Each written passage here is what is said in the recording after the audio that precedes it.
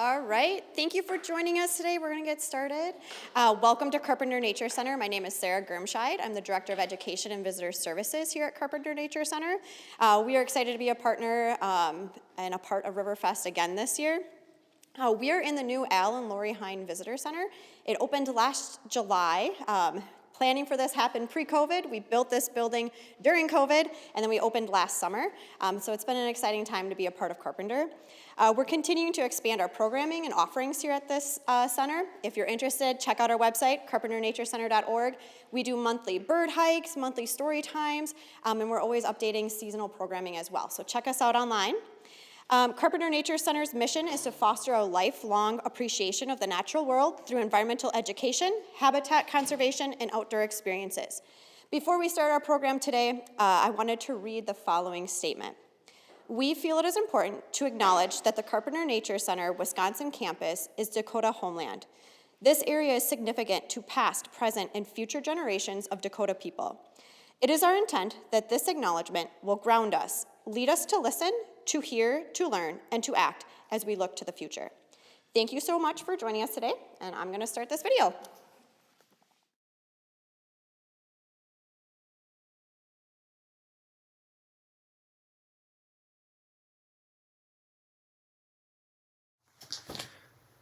Blackhawk, the end of the trail. RiverFest 2023 Indigenous Scars, Wisconsin Massacre, and Boarding Schools.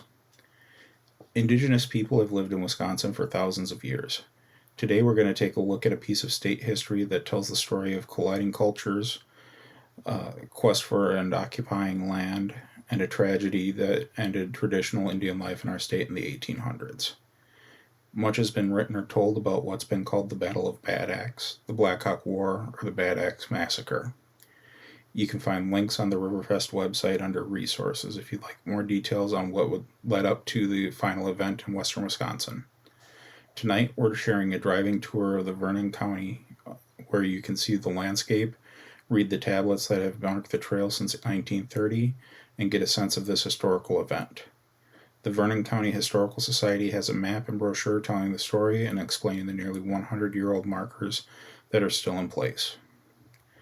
Dr. Charles Porter, a Vernon County doctor, dairyman, and local historian, was the force behind creation of the markers erected in 1930. When Porter studied the Black Hawk War in the 1880s, he used some of the most pro-Indian accounts ever produced, in contrast to the anti-Indian texts of 1830 to 1870 and 1890 to 1920. A quick overview to set the stage in 1832. Black Hawk was a prominent war leader who led his followers to a disaster in 1832. For at least 100 years before that war, these Indians had migrated back and forth across the Mississippi River from Iowa to Illinois. Each fall they moved west or north to hunt, and every spring they returned to their homes along the Rock River in Illinois for planting.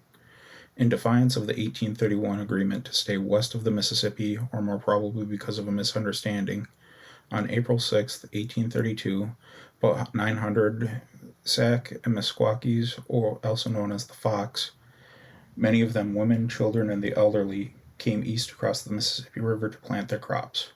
To their dismay, they found their homes destroyed and the land claimed by the white settlers. General Henry Atkinson led troops north to enforce the 1831 treaty. Of the nearly 1,000 in Black Hawk's company, only about 300 were warriors. They did not want to fight, so Black Hawk avoided the soldiers and moved his band northward into Wisconsin. When he failed to get needed support from other tribes, he decided to return west. He tried to communicate this, but a lack of interpreters led to fighting. On May 8th, Atkinson mustered 1,700 Illinois militia into federal service. By mid-July, most of Black Hawk's band was in hiding in the Four Lakes region near present-day Madison. There, unable to hunt or fish effectively, they suffered malnutrition. When the elderly and the children began to die, Black Hawk led the party west toward the Mississippi. His rearguard action at the July 21st Battle of Wisconsin Heights, near present-day Sauk City, stalled the pursuing militia. This allowed the retreating Indians to get a head start as they fled toward the Mississippi River. We're now going to drive the marked trail through the bluff country of southwestern Wisconsin. Black Hawk and his people reached the site of marker number 1 on July 31st, 1832. That marker is in Crawford County at the tiny town of Rising Sun.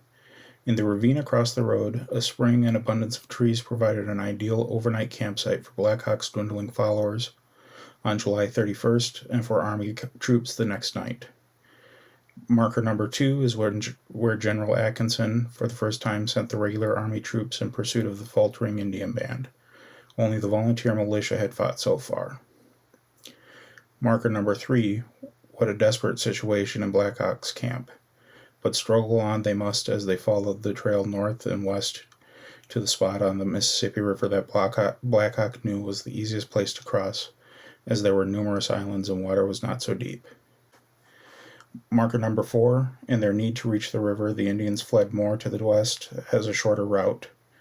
Black Hawk had sent 20 of his best warriors on to the north as a decoy in hopes that the army and militia would follow and thus give more time for the Indians to build rafts and escape. Marker number 5, General Atkinson fell for Black Hawk's decoy, and here encountered the pick of Black Hawk's warriors and killed them.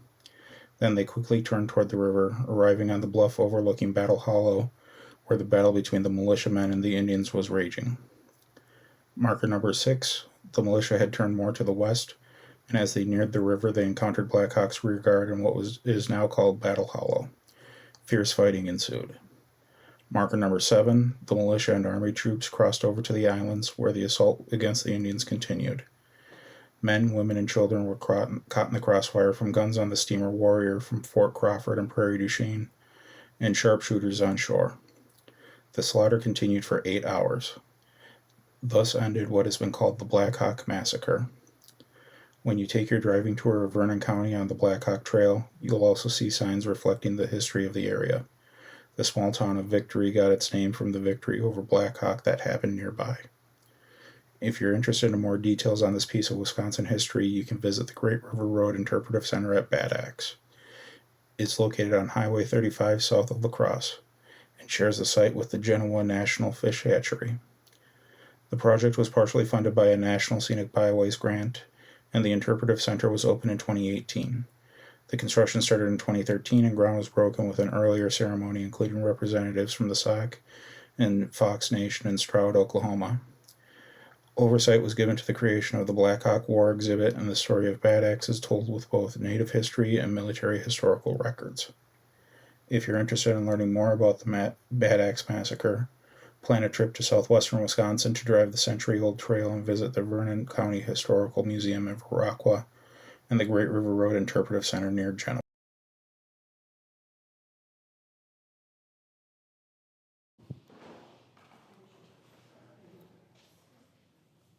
That popping you heard was my replaced knee, but not to worry.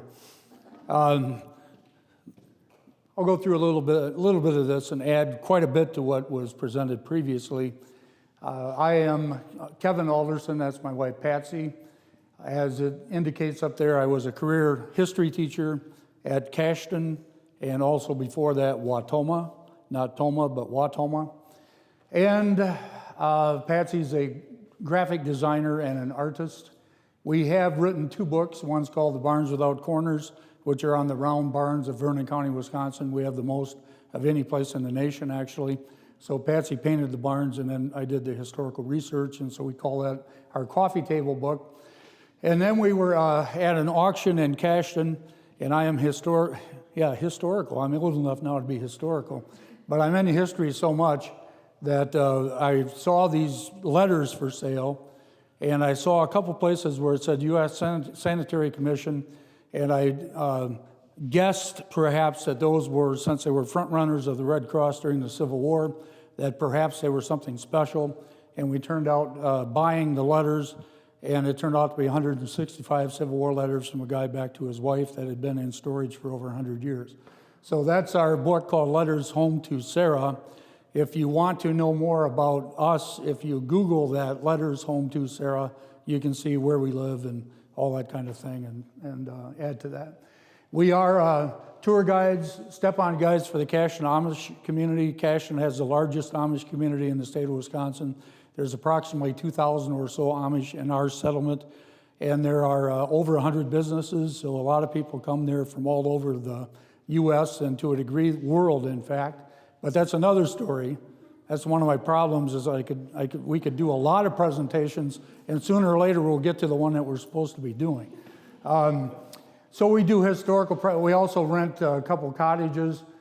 We do historical presentations on the Amish, our Round Barn book, the Civil War book, something called Cheyenne Valley, which is a tri-racial isolate, they call it, made up of black people, Native American people, and white people. That was in Vernon County starting in 1854. So that is a great story. In fact, I was working with a Harvard researcher, and there's a little bit in the African American Cultural Museum at the Smithsonian on that story from Vernon County.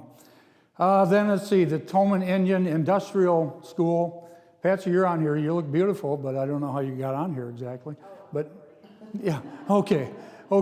So anyhow, Tomah Indian Industrial Boarding School, and notice at the bottom, and not because of importance, the Black Hawk War, because you guys are kind of like test individuals, because I have never talked on the Black Hawk War before, and so hopefully it will help enlighten all of us to this subject. I kind of come to this conclusion, because you'll hear this a lot where people will say, and in my view now, a lot of this is going to be my view, and you don't have to buy that. You should critically think about no matter who's talking to you, including me. But I'll hear a lot of people that will say, well, you know, these things happened a long time ago. I wasn't alive. My grandparents, my parents, they weren't alive. And so therefore, how can I be held responsible for any of these things that happened in the past? And I guess I've come to the conclusion that, in fact, my opinion, we are not responsible for what happened in the past, but I think what has been missing is the past has not been taught. And my viewpoint is we are responsible to teach and learn the truth about what happened. Now, the problem with the truth, I don't know if you've noticed networks and media and so forth today. Can anybody tell me what the truth is going on right now? And if you start looking back and try to identify what is true and what is false and what is myth and so on, truly, history, if it's presented the right way, well, that sounds like there's one right way, but in a sense, it is a science. You can't just start throwing out conjecture and expect it to be truth. And one of the things that's gone wrong, where me as a history teacher or anybody else that's in the history, once something gets written in a source, and somebody else uses that source, and then somebody else uses that source, all of a sudden things that are inaccurate become accepted as true because they've never been challenged. And that's one of the problems, in my viewpoint, we have in our educational system, and in fact, probably all nations' educational systems. Not trying to offend anybody, I am a Christian. Patsy is a Christian. And so I'm not trying to take shots at Christians, but if you want to go back far enough as to how this really started, you all have to go all the way back to something called the Doctrine of Discovery. That was a papal decree issued by Pope Alexander VI in 1493. Notice we're into the age of discovery with Columbus and so on, which applied to the New World. It declared that any land not inhabited by Christians was available to be discovered, claimed, and exploited by Christian rulers, and declared that the Catholic faith, which remember now, that was prior to the Protestant Reformation, so we can say the Christian faith, if you'd rather, so we can include all of us, be exalted and be everywhere increased and spread. This doctrine of discovery became the basis of all European claims in the Americas. So whether you're talking about the French or the Spanish or the, later on, even though not as much Catholic, English, or any of the other groups, all followed that doctrine, which kind of reduced non-Christians to something less than important. And since all of America was occupied by well over 500 different distinct Native American tribes, none who were at that point yet Christian, that kind of dismissed a whole lot of people, if you see what I'm saying. Over the course of time then, you go through the process of discovery. You know, we discovered this, I always get a kick out of the people that first discovered the Mississippi River or the people that first discovered the Grand Canyon. Are you kidding me? There were people there for thousands of years. And so DeSoto discovers the Mississippi River. Really? try not to be too facetious, but when you think about it, give it some thought, you can see how one-sided that has been in terms of those kinds of things. So we go through the age of discovery, colonialization with our own colonialization with the English, with the 13 colonies, but then we are granted, well, we earned as Americans our independence, but that didn't stop the idea of colonialization because expansion continued. And our title for expansion was Manifest Destiny. Someday we would be a great country stretching from the Atlantic to the Pacific, and we are now a great country stretching from the Atlantic to the Pacific, but at the expense of some folks that were there first. Okay. Hit it. Oh, okay. That's good, because this is a heavy subject. We were at the storytelling today. I don't know if anybody went to that. So much fun and so much heritage, and now we're here telling difficult subjects. I think I'd rather be telling stories. So if I can get a laugh here or there, please don't think it's at the expense of how serious this subject really is. Between disease, treaties, war usually related to unwanted treaties in the first place, reservation life, forced relocation first, starvation, there was a dramatic, and I mean dramatic, decrease of the indigenous population from whatever to whatever, because I can't see it.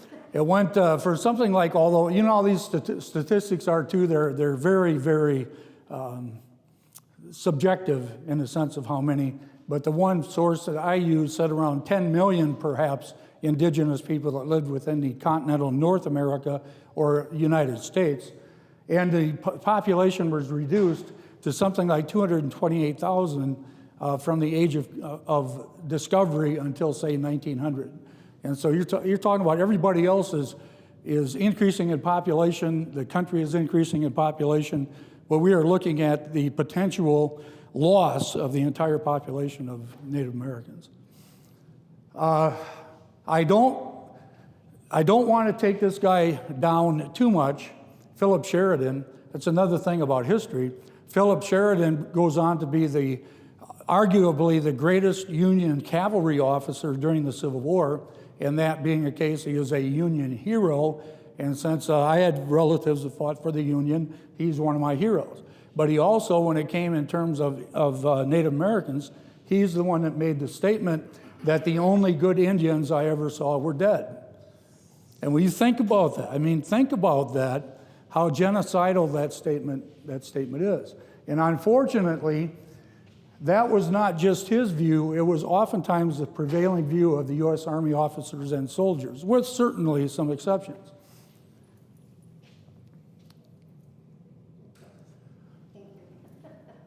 Now, why are we talking about all that? Because I've always kind of believed you can't just jump into something and have people have an idea of the understanding of what's going on in the first place. The Black Hawk War, which the Sauk and Fox and Kickapoo would not call it a war in the first place, was one of the episodes in this long interaction between Native people and non-Native people. So it's just one of many. You can talk about the Pequot War, you can talk about Sand Creek, you can talk about Wounded Knee, and on the list goes. So this is one and only one of a huge, long series of events. May 14, 1832, August 1, 2, 1832. Unfortunately, although this looks a little better, maybe my glasses are cleaner or something, we were disappointed that some of the frames we used didn't come out very clearly. And so it's not your eyes, it's here. But in 1804, there had been an incident where a Sauk or Fox warrior had killed a white man, perhaps justifiably, perhaps not. But there were some people that represented the Sauk Fox tribe that went to St. Louis for the purpose of making things right by payment or by a signing up of some land, some kind of payment to defray the issue. After they got down there, four Sauk and one Meskwaki, which is another name for fox, or what they call themselves, signed a treaty after they were fairly inebriated, that could not read the treaty, that had nothing but just X's on it, that signed away not a small portion of land in retribution for the so-called murder that had taken place, but signed a treaty that took all of this land and sent it over to us, the Americans. So you're talking about 50 million acres of land for $2,234 in payment and $1,000 a month or a year for up to 20 years. Now, I figured that out because I know people would say, and I would say, well, that was a lot more money back then. You're right. It was like $70,000 in today's money, but take 50 million acres and what's that worth? So, Black Hawk, War of 1812 becomes very important too, but go ahead. Black Hawk, or Black Sparrow Hawk, actually his total name, and I would like to say his Indian name, but I can't get it out of my mouth. Black Sparrow Hawk, or shortened to Black Hawk, was a person that never recognized that treaty. They had signed off his home of Saukenok by individuals who signed it off that had no authority to do so in the first place. And so he refused to honor that treaty and fought with the British in the War of 1812, as many Native Americans did, because the British were less of a threat to their territory than the Americans were because of our expansion. So he resisted. The other side of the coin, and I don't want to say one's better than the other, Keokuk, who was his rival, felt that the best thing to do for the tribe was to comply. I mean, you either are going to fight it or you're going to do the best you can in getting some kind of deal for yourself and comply. So who was right and who was wrong, that's not for me to say. But they were rivals because of the difference in attitude as to what should be done.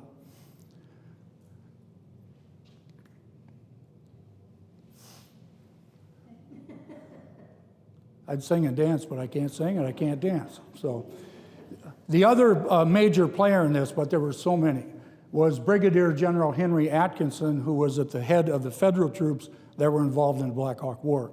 But one of the interesting things about this too, as you do more research on it, Dodge, that Dodgeville's named after, is involved with it. Jefferson Davis comes into the equation, the president of the Confederacy.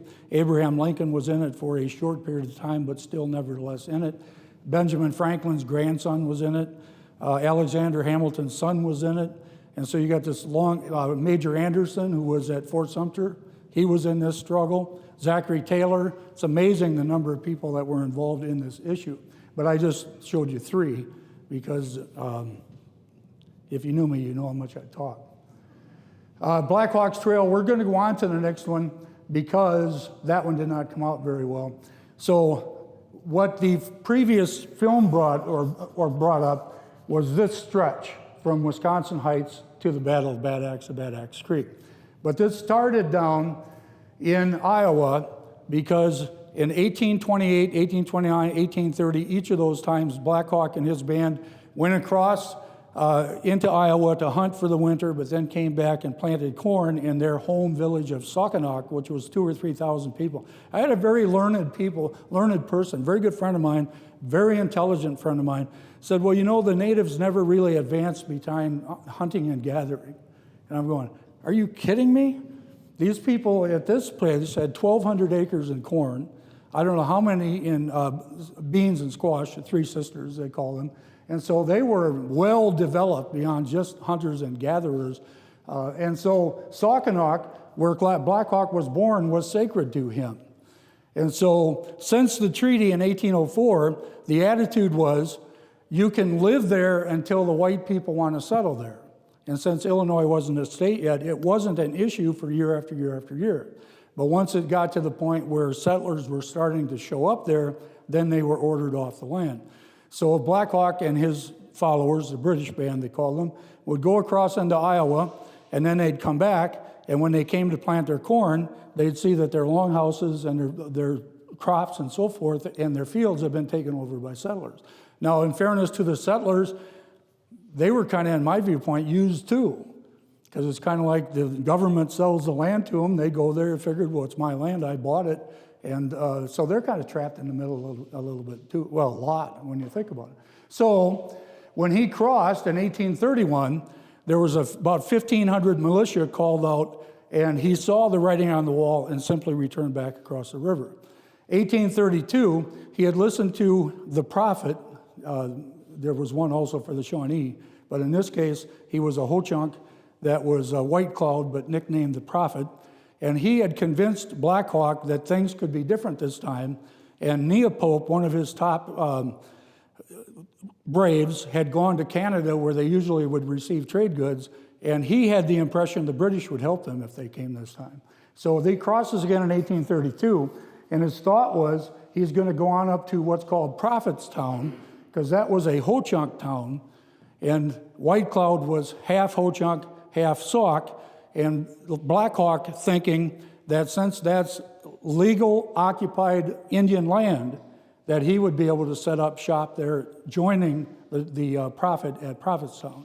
So that's why the Sauk would say this was not a war, because it was not a war party.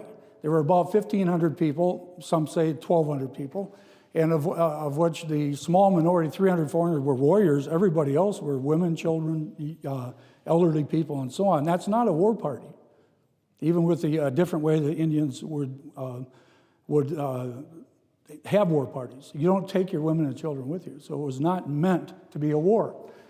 So they start up the Rock River, and they get to a place that comes to be known as Stillman's Run.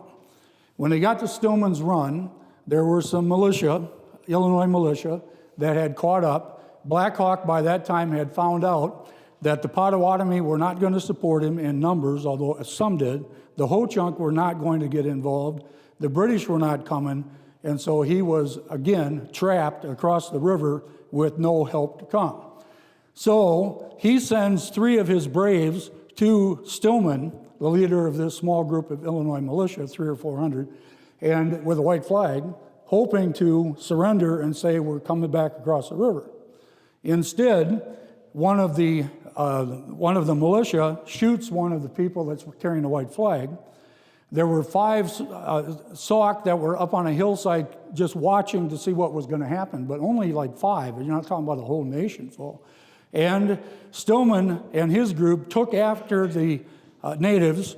1 was killed, 2 more were killed, so 3 people totally were killed. At that point, it's almost like if you saw the movie First Blood. Up until that time, there had been no bloodshed, over a month. But now First Blood had taken place.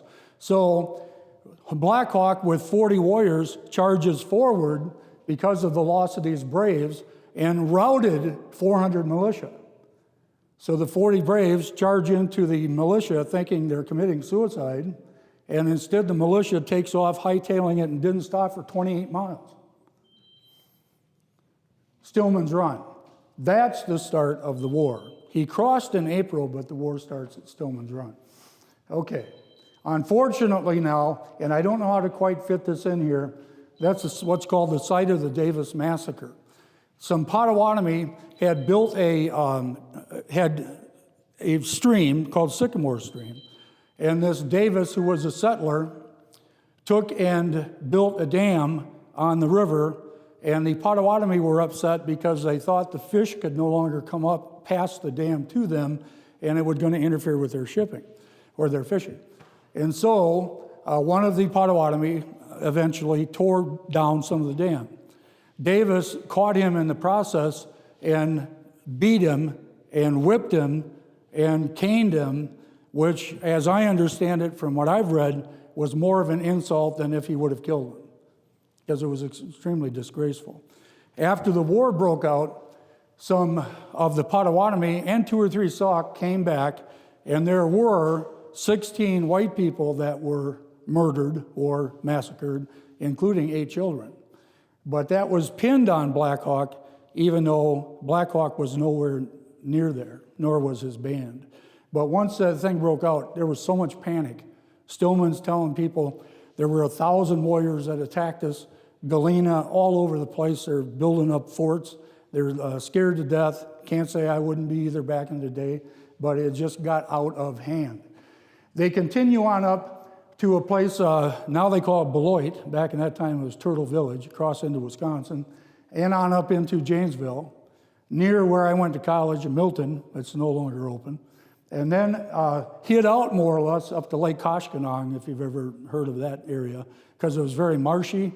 In the meantime, there were all kinds of actions taking place, like the Battle of Apple River.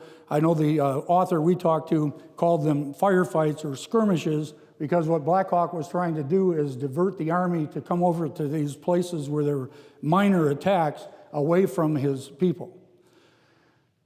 So it all gets to the point then, Lake Koshkonong, now at this point, out of food, out of provisions, they've got to do something. So they're going to head back toward the Mississippi.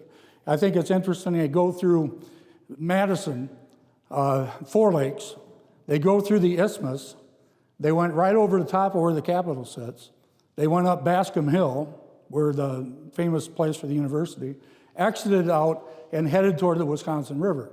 They reached the Wisconsin River just south of Sauk Prairie, if you know where that's at, or Prairie du Sac. And at that point then, the Army had caught up to them, and the militia, the majority of the people were militia, and it was according to the author we talked to, Young, J-U-N-G, that was the only battle of the war, and a real battle. In that case, there were Kellogg or warriors that were on one hill that were holding off the militia that was on another hill long enough for Black Hawk's band to get across the Wisconsin. And they did escape across the Wisconsin. There were 68 Braves killed and 1 white man and 8 white men injured, but it was a fight, a standoff fight between 2 groups of warriors at that point.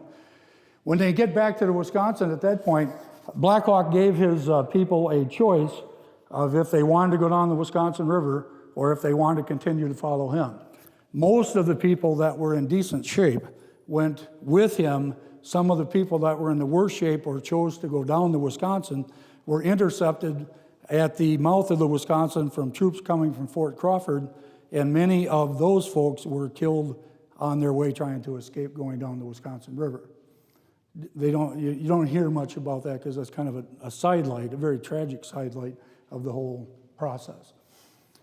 So they get to Madison, fight the battle here. Black Hawk or Neopope had gone on this hill and were yelling out in Sauk, we're just trying to cross the river, we're trying to get across the Mississippi, we don't want to fight, we don't want war. But supposedly, and perhaps true, there was nobody amongst the militia that either understood it or else wanted to understand it. So Atkinson and his troops go back to Blue Mounds, if you know where that is, and there they refurbish themselves. Black Hawk, thinking they must have understood our message, there was about a 6 or 7 day gap there between the Army crossing the Wisconsin and Black Hawk getting across the Wisconsin. Some people have thought he felt that the Army had given up the chase and he was going to be allowed to cross. True or false? Don't know. I'm just saying that.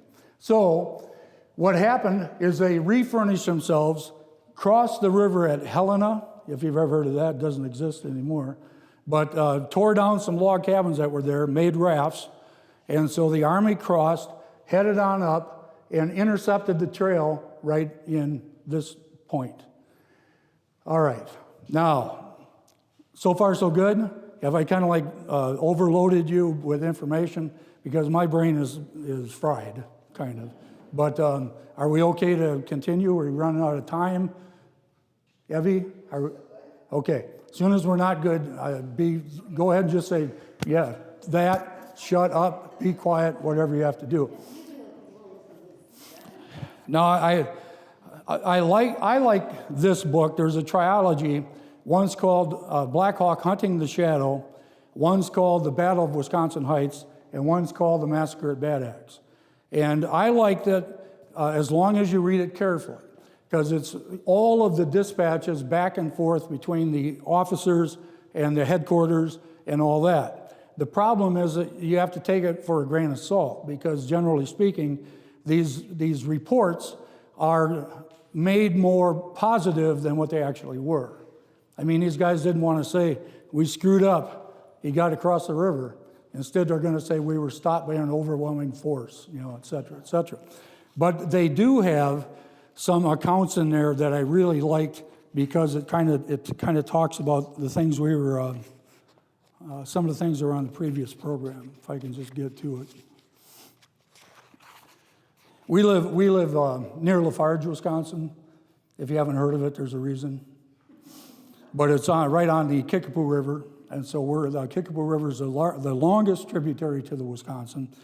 And once you get to our area, it is all hills and valleys. And I mean, whether you're talking driftless area, maybe you're familiar with that term, but whether you're talking La Crosse, our area, Galena, Illinois, Iowa, Marquette, McGregor, all of that is a similar terrain.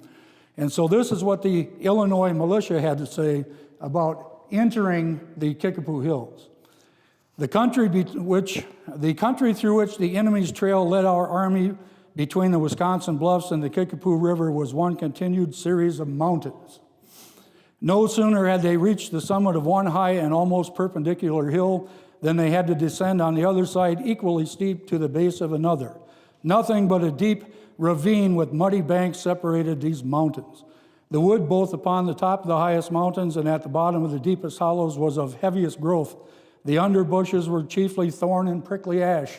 So they were talking about how rough this terrain was. And I would have to admit, through the mushrooming and so forth that we've done, they're right. It's rough. But it does not qualify as mountains. I've read someplace mountain has to be at least 2,000 feet. The highest points in the Kickapoo River Valley are about 1,400, 1,500. It was one of the best lookouts if you ever get a chance to go to Wildcat Mountain State Park, in case you've been there. So they're talking about what it's like. But let's talk about what it was like for this band of Indians that were crossing this same territory, all right? In the pursuit from the Wisconsin to the Bad Axe, it was evident that the Indians were greatly distressed by starvation and sickness. Numbers of dead warriors, women, and children were found along the trail. Their principal subsistence seemed to be roots and the barks of trees. Where they killed a horse for food, there was nothing left but the hair. So they were now this desperate where they were killing the weaker of their horses just to be able to feed their people. Now, why do I bring that up? Because can you imagine the condition these people were in by the time they got to the Bad Axe? That's why for years, Battle of the Bad Axe, Massacre at the Bad Axe is what really happened.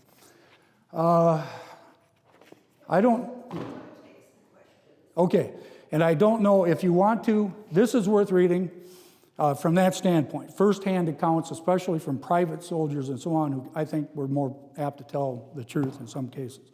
There are some atrocious things happening there. One person was, pardon me, but it's all adults here, it looks like pretty much, ordered to shoot an Indian child. And this guy said, I can't do it, I can't do it. So somebody else stepped up and they did it. And then another child popped up from behind a log and he shot that one too. And then he saw a baby floating on a bark miniature raft and he shot that child too. So those kind of things of which I was going to read them to you, but I think just that one probably gives you an idea of how awful this was. About 300 were killed, 150 were killed on the shore, 150 they believed died trying to swim the Mississippi and being shot at as they were swimming. There were 60 taken prisoners, women and children. After about 100 got across the river, the Sioux had been alerted, and the Sioux under Wabasha ended up bringing 68 scalps to Fort Crawford after they got across the river. And so when it was all said and done, about 100 to 200 of the original band got back to Iowa and were reabsorbed into the Keokuk Sauk Fox Nation. Black Hawk, this is controversial, gave them the choice on the first, when the warrior gunship came up and stopped them from getting across, that I want to try to head north. The thought was he was going to try to get up into Ojibwe or Chippewa country, although I have not said the Ojibwe had any idea that was going to happen. He headed north. He was not there at the massacre. And some of the people that followed him were not there at the massacre. Now, the fairness to him, he gave the people the choice of continuing to follow him, but he was not there dying with the rest of them. He was captured eventually on August 27th. He was captured by the Ho-Chunk. You'll hear Wisconsin Dells all the time. Flat out, not true. That's not where it happened. He was probably captured, they think, somewhere around the headwaters of the Lemon Wire and or the La Crosse River, closing in Tomah area, by Ho-Chunk, who brought him back to Prairie La Crosse, where Winneshuck was, and then he was brought down to Fort Crawford. At Fort Crawford, Jefferson Davis accompanied him to Jefferson Barracks in St. Louis. He was put in a ball and chain there, which absolutely mortified him for all that winter then. After that, they took him out east so he could tour the big cities. And Black Hawk openly in his autobiography talks about, I had no idea. I mean, you go to New York, you go to Cleveland, you go to those places. He was a frontiersman. He had never seen anything like that. And after he visited with Andrew Jackson, who was no great lover of Native Americans either, the Indian Removal Act 1830, he was sent to Fortress Monroe in Virginia. He was only there for about a month, and then he was released back to the custody of his rival Keokuk, which didn't go over very well either. And if you want to go just a couple, and then I know we go to questions. So past that. Past that, I just talked about all that. He dies then October 3rd, 1838, about 6 years after the war. He was buried on James Jordan's farm, a white trapper friend of his, on the north bank of the Des Moines River in the traditional Native way. And no end to the story of Black Hawk. Allegedly, his body was then stolen and was exhibited in the Quad Cities and Burlington. And when Burlington, the building it was in, burnt down, so did the ashes of Black Hawk. But the Sauk and Fox claim that that is a rumor. And so it may be. I don't know, maybe they don't want people to know where he really is. There is a grave there in Iowaville, they call it, but he's not in that. It's a memorial to him, but he's not in that grave. Okay, now, questions. Fire away. We have any time left? Probably about another 5 minutes. Okay. Okay, I'll try to give you short answers if you got any questions. Anyone? Yes? I'll ask a question. Okay. So, and first of all, thank you for sharing the information that you discovered as a historian about all these incidents, and I really appreciate the way you started your presentation. So we're always told that we should learn from history. Yes. So you've invested a lot of time and energy in studying this. Yep. Can you kind of reflect upon how it has shaped your thinking about the world in 2023? Okay, repeating the questions, because I was asked to. The basic question is, if I narrow it down, that does history repeat itself? We're told that it does, and what's my reflection on that? And I would very, very unhappily say, yes, it does. I think it does, or situations like it does. It bothers me that so much history has not been taught that you can't help but repeat it because you didn't know it in the first place, or else people forget it. They have this attitude, well, that happened 150 years, it got nothing to do with my life.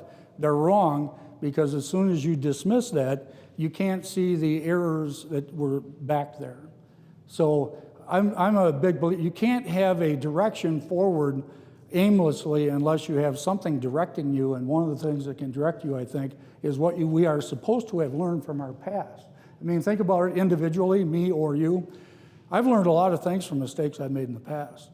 And what I've tried to do is ask forgiveness and not make the same ones over and over and over again. But that's only if you're willing to recognize that you made mistakes and don't deny that or ignore that. And so I am disappointed. I'm disappointed that, I think we do repeat it. I think you can look around the world and you can see it. Why is there still war? I mean, the war to end all wars in 1918, did that do it? I mean, it's, yes. Ron DeSantis, Secretary of Education in Florida, has approved a new curriculum that's to cover Black history in the state of Florida, in which it says that we shouldn't feel so bad because slaves probably learned some skills while they were slaves, and therefore that's a good thing. So my question directly to you as a historian and an ex-educator,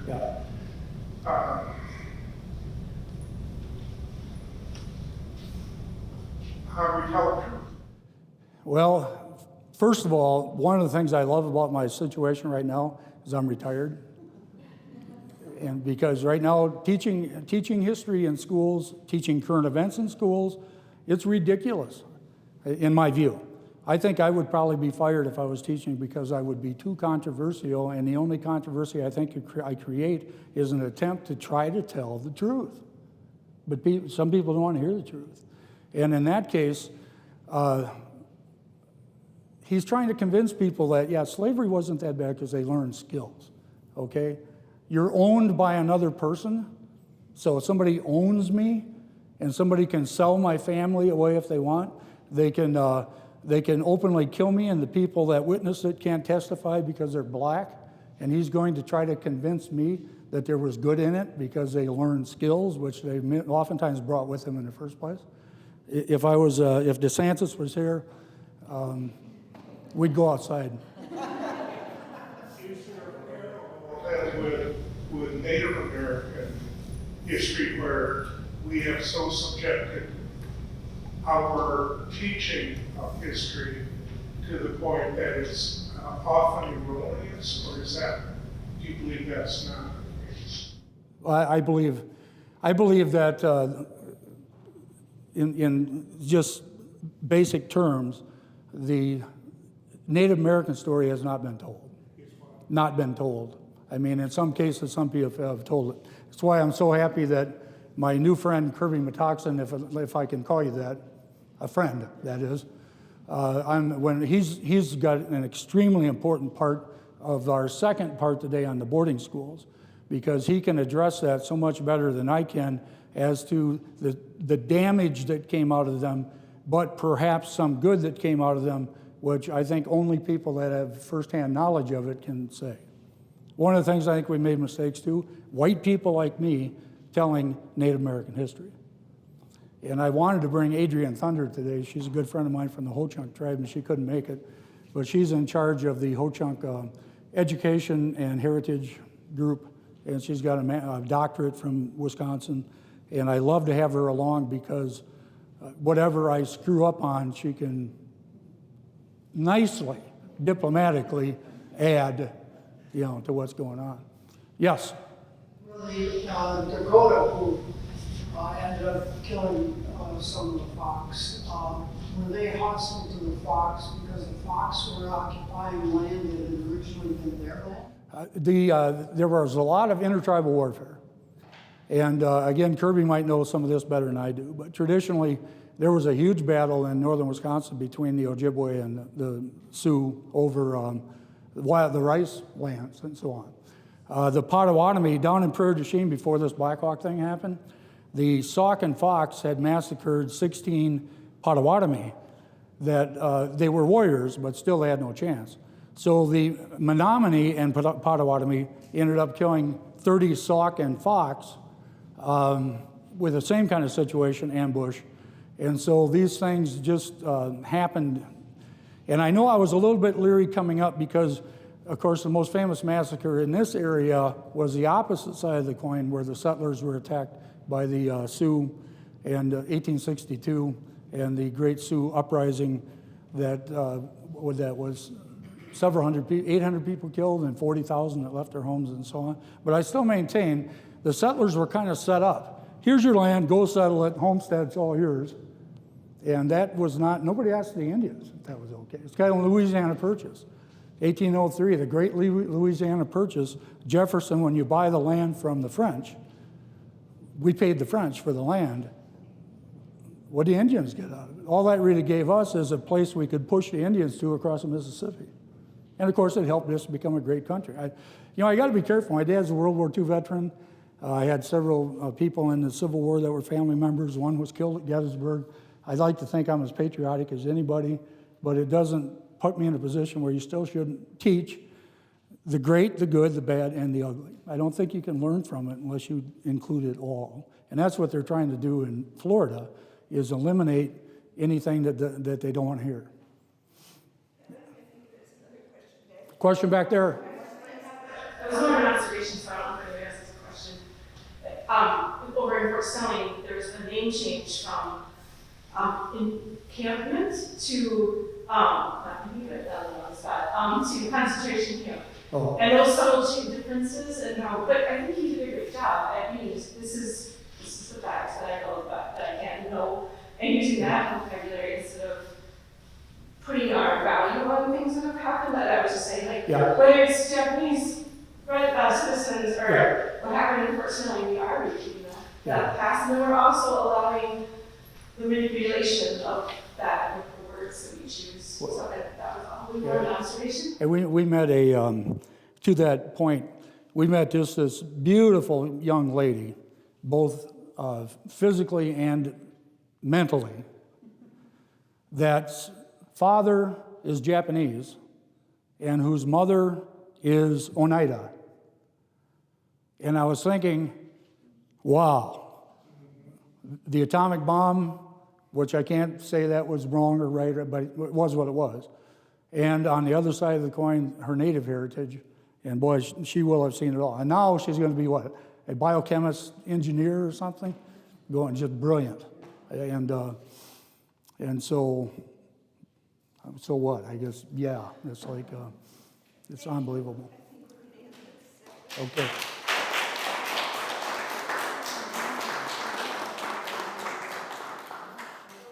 Oh, and I know the other thing I like to say, because you were bringing it up too, is be very careful, me too, about judging people in the past, because what they were under their circumstances, now is now and then is then. And there were, just like the logging up here, they don't log like that anymore. But back in the day they did. They cut everything you could. Kickapoo River, they cut everything they could. Floods like crazy. The one part of it's because they cut everything. But that's what everybody was doing. And so I don't want to sit here and criticize the people in the Kickapoo that cut all the trees down, because they were simply doing what everybody else was doing at that time. So hindsight's 20/20. If I could have had hindsight before I coached all the games, we would have never lost. Okay, I guess we're going to go again. I'm going to give kind of an abbreviated version of what we are presenting, because Kirby has some great information, and I don't care who you're listening to, there comes a point where enough is enough. And so I'll tell you what we have, but I will probably not drag it out too long so Kirby can get up here and tell his stories. So the second part of the program tonight is on the Tomah Indian Industrial Training Boarding School. It ran from 1893 to 1935. Typically what we do is I present, Patsy puts all this stuff together. I have technologically inept, and she's not. And so anyway, we do it as a team. The reason we got started on this, it's really coincidental. I was asked by a reading group in La Croix, the La Croix Library. We've done quite a few talks up there, and they had read the book Between Earth and Sky, which was about a fictional boarding school in La Croix, Wisconsin. And so they asked me to address the group on boarding schools, and I knew not much. But I knew there was no boarding school in La Croix, but I knew there had been one in Tomah, and so therefore I did the research on Tomah for that book club.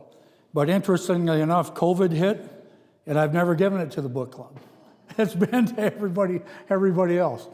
So it's kind of a change in attitude, but not a perfect change, at all. I'm not trying to say all the issues are settled, but when you get to 1877, President Hayes makes the statement, which is pretty brave: many, if not most, of our Indian wars have their origin in broken promises and acts of injustice on our part. And for an American president to say that back at that time is pretty impressive. There also had been a book written by Helen Hunt Jackson, A Century of Dishonor, and Sarah Winnemucca, Life Among the Paiute. So things were starting to change. Here in Wisconsin, Reuben Thwaites was a great historian, helped move us along, and in fact, he worked with Porter on putting up those those markings in Vernon County that was much more conciliatory toward the native cause than anything that had been done before. All right.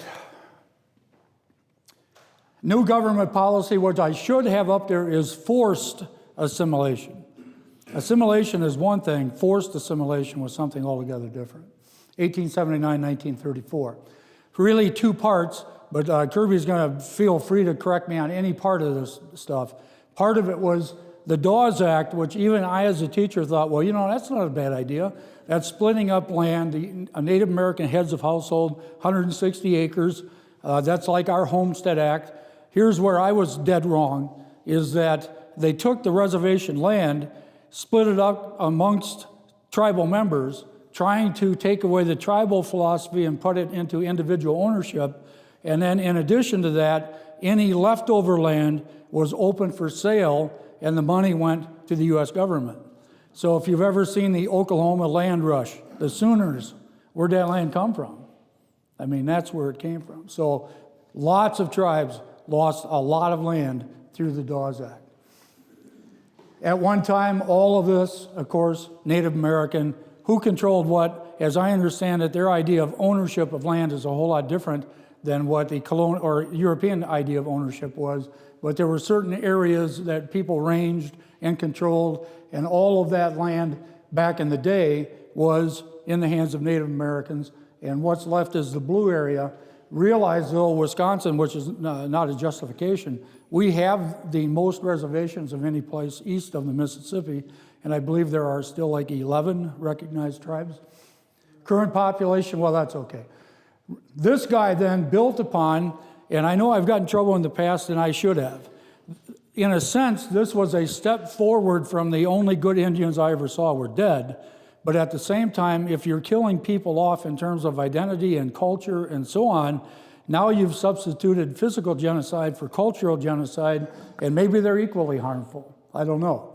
But Richard Pratt, who is famous, well, known for establishing the Carlisle School, had the attitude that, in a sense, he agreed with Sheridan, but I agree with this sentiment only in this, that all the Indian there is in the race should be dead. Kill the Indian in him, save the man.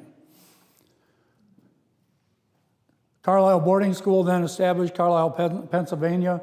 Thousands and thousands of children from all over native lands that were forced, no choice, captured, chased down. Parents had to turn them over, forced to go to boarding schools. Boarding school, then the idea was Native American children were separated from family at an early age. That'd be the same kind of thing if they start talking about the good things of boarding schools, and maybe there will be some. You separate children from their parents, that's not a good thing. I can't think of very many situations where that's positive. Once in a while, maybe. Their hair was cut, that was very sacred to them. Clothes and belongings were destroyed, uniforms issued. Language, traditions, ceremonies were forbidden. And I know Kirby can address that with his experience with language with the Oneida. The religion was replaced by Christianity, very militaristic discipline, extreme structure, academics, and this is something that bothered me too. Vocational work, yes, lots of vocational teaching, a lot of domestic teaching for women, for young girls, but nothing to do with professions or moving beyond those jobs. Nothing wrong with those jobs. Our son is doing very well as a master plumber, but those things should be open to everybody, no matter where you want to go to. So these were for domestic and manual labor and nothing beyond that. Example, typical day, morning instruction, afternoon work, because a lot of these places were somewhat self-sufficient with raising food and so on. Before and after pictures, and again, I don't want to talk too long about it. You can kind of see, you enter the Carlisle or enter a boarding school like this, and you come back a day or two later and hair's cut and all that, and you're putting white people's clothes, etc. And these things also happen in Hawaii, Alaska, all over Canada that you're probably aware of. Jim Thorpe, I have to throw this in there because I'm a sports fan, arguably the greatest athlete in the history of the world. Well, and that's my opinion. But the things that he did were absolutely unbelievable. He was supposedly, haven't been able to nail down correctly, a grandson of great-grandson of Black Hawk, which if that's nailed down is really an interesting twist also. But he could do it all. This guy, the reason we did that, he used to be an editor that wrote a column for the Ho-Chunk Nation, or at that time Winnebago Nation, in Black River Falls. And so I bought his book because it's got a lot of his columns, and it has a lot of very interesting native wisdom in subtle ways that is worth reading. This is what's going to get into Kirby's talk. Carlisle then, Carlisle today, as far as the cemeteries, but I did not realize this until I listened to Kirby's talk, and I'm not even going to bring it up because he's going to talk about it. Carlisle School was considered to be a success, and many more government boarding schools were established. Now that depends upon who decided it was a success and how you measure success. So all of these then became government Indian boarding schools. There were many other schools, reservation schools, religious mission schools. There were on-reservation schools, off-reservation schools, but these were established government-run boarding schools. These are the ones that were in Wisconsin, but only 2 of those are technically government-run boarding schools. But whether the Ojibwe had several different schools, depending upon the tribe, and then the Menominee had theirs, and the Ho-Chunk ended up with theirs, and whoever else I'm missing had theirs. And so it was many different schools, some around here. In fact, St. Croix also. Tomah Indian School, then, back up please, 1, founded in 1893, and this school was one of the reservation boarding schools, and it was opened for Indians in Wisconsin, but especially the Ho-Chunk, who that's another presentation that I can't get into, but they don't have a reservation because they had all been removed. The only Ho-Chunk here are the people that refused to stay where they were sent. And so it's another interesting story. Why Tomah? The location, serving Wisconsin, Minnesota, Michigan, especially the Ho-Chunk Nation, but others also. Access to railroad, there was significant community support. The attitude in Tomah and other places had kind of gone from fear, oh my, they're going to come after us, to contempt, which is why are they so poor and why don't they dress well after you took everything away from them? There's a pretty good reason for it. 2, more of a supportive attitude, largely because of this Reuben Toitz who I mentioned previously. Land was donated. 200 acres of good farmland was donated by the city of Tomah for the establishment of the school. They also were looking for an economic boost because you hired people and built it and all that kind of thing.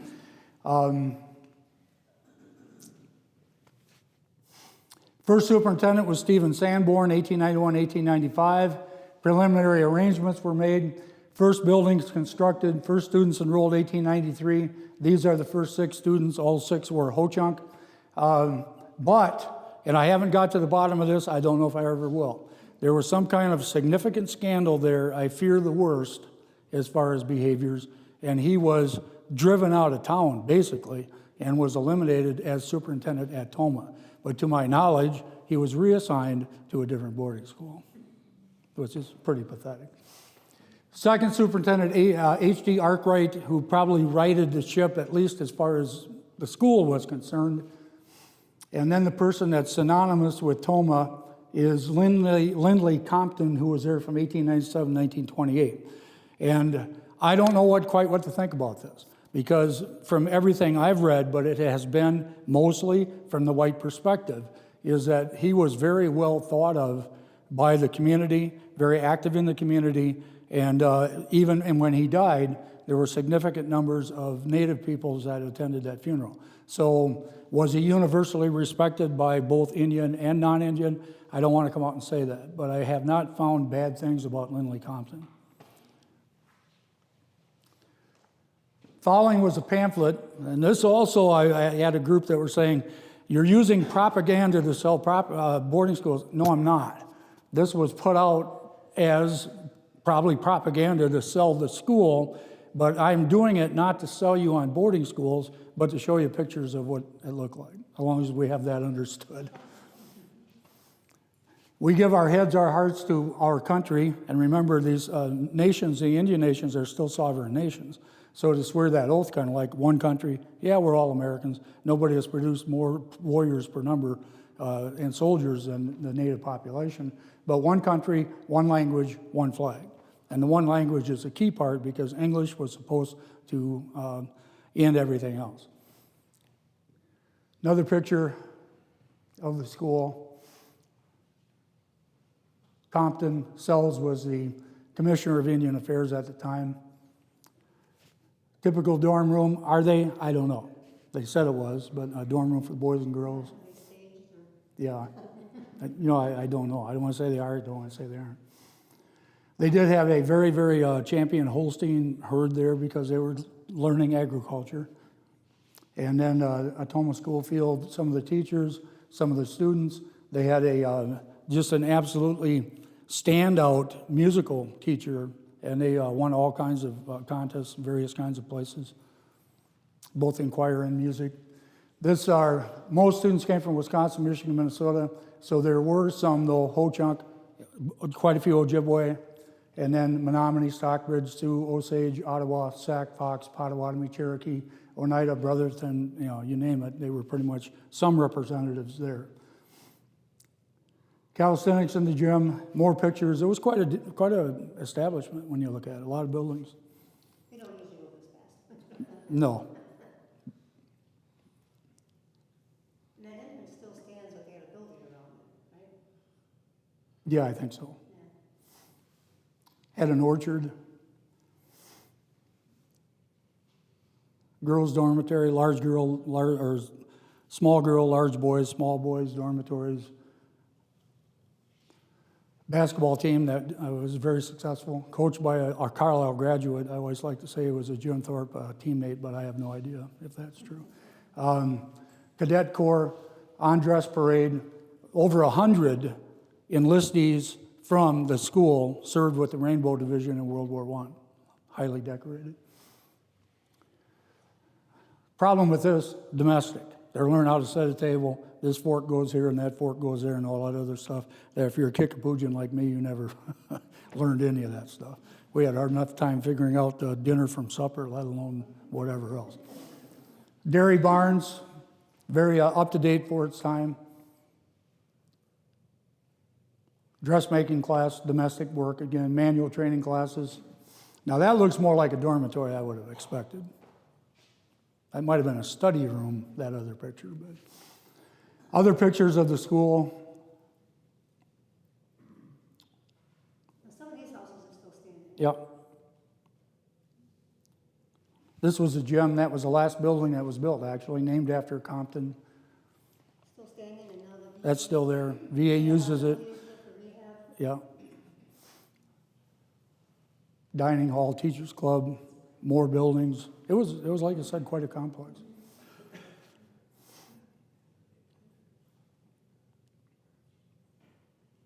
More of the school grounds. If you ever go to the VA hospital, the area, because that's where it is now, up there, but any building that's white is what was originally part of the school. Yeah. And the building, that building there is just, it's sad, it's just going right across the road from them, it's just, It's been condemned. it's So, but that was the later on the Indian hospital. But it probably should be condemned, but it's too bad it's condemned because some candid photos, more. But in fairness to the people that were somewhat critical of showing those, it made it look good, and why wouldn't it? I mean, the Cashton Annual never really made itself look bad, but I'm sure there was heartbreak there in addition to whatever else was there. Why did the Tomah School close? There was a Merriam report nationally that came out in 1928 and basically declared that the forced assimilation had been a disaster, and the boarding schools had done a lot more damage than they had done good. And so death of Superintendent Compton didn't help, but it would have closed it anyway. There still was another superintendent after that, this guy, and then this guy, They still continued to expand, which surprised me because they're still building even though they knew it was going to be closed. But that's how the government sometimes seems to do things. Roosevelt elected in 1932 something called the Indian Reorganization Act, which has sometimes been referred to as the Indian New Deal. Last students, there were 60 enrolled when it closed in 1934. That's a picture of John Collier, who was the Indian commissioner during the time of the Indian New Deal, and some chiefs. Hospital continued to serve for the Ho-Chunk Nation until 1943. Most of the buildings then sat empty until 1943. The Air Force for a while operated a radio school until 1945 in some of the buildings.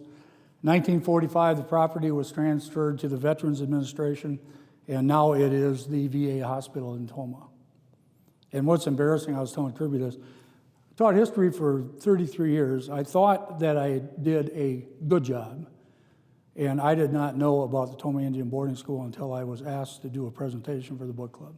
And that embarrasses me. How can you not? Yeah. 63 years later, 1996, there was a reunion held, which I'm happy to see. There was a marker that was placed where they think there may be some individuals that are buried. They have not identified, to my knowledge yet, if and where there are people that are buried. I would be very surprised if there's not. I did read someplace, or I heard someplace that they talked about there perhaps was a mass grave there, and to my knowledge, that's not true. I think there are burials there, but I don't think there's a mass grave. But I could be wrong. Oh, they told this story. When they dedicated that monument, an eagle flew over. And they got an eagle on the monument. So now what, preservation or demolition, and that's not up to me, that should be up to the native tribes, what kind of things should be done. These buildings all stand yet, if you go down there. Pictures of all of them. Yeah. You can see the difference. The only one that is white is the gym. That was last one was built. Yeah. But that wasn't part of this school. But any of the buildings that are white are still standing. They're still being used for something. And they used to have a walking tour, but I couldn't find anybody to give us any. The information we got were these security people that were wondering why we were snooping around. We know we would be arrested.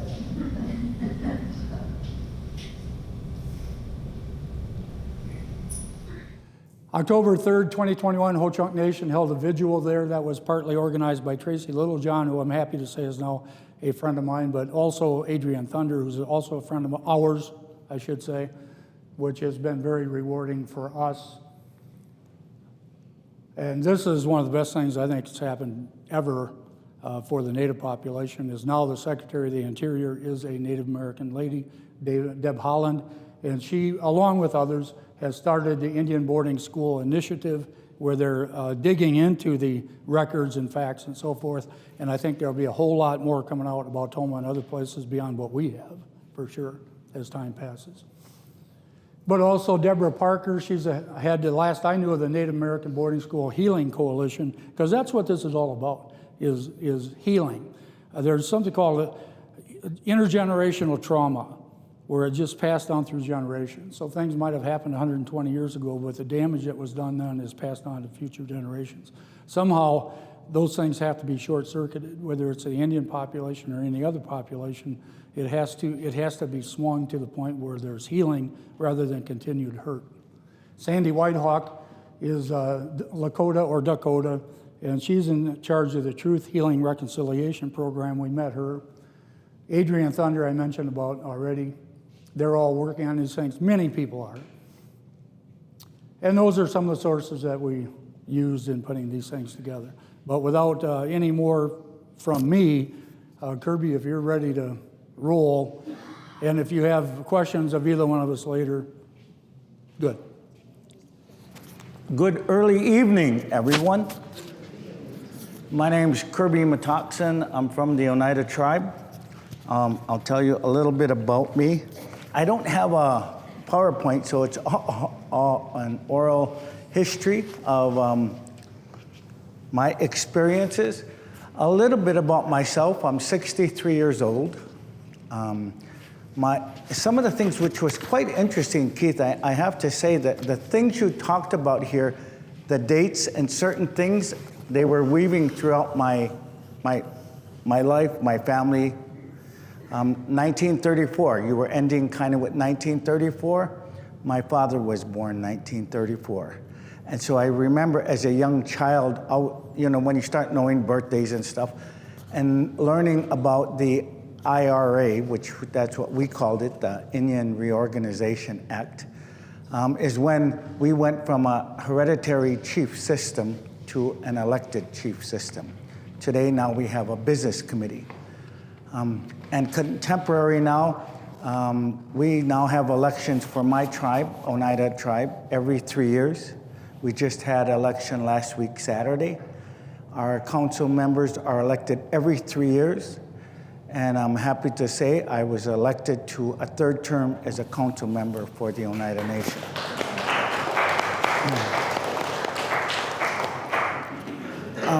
So the dates and things are quite interesting. I'm kind of taking some things you were talking about at the end because I don't want to miss those. With the boarding schools, he was talking about how some of the things affected people today. And I just wanted to, before I forget, I'm traveling with a friend of mine, and so we were talking, and I reflect on, he asked me a question, and he said, well, we're driving here. He said, Kirby, without thinking about it, quick answer. If it wasn't for the boarding schools, where would you be today? I said, I'd be speaking my language. I would probably be happier. And we talked about, well, what about education and jobs? And I said, well, a little bit I know about history. I don't think Native people would have been stagnant. I think they would have progressed with the rest of the world.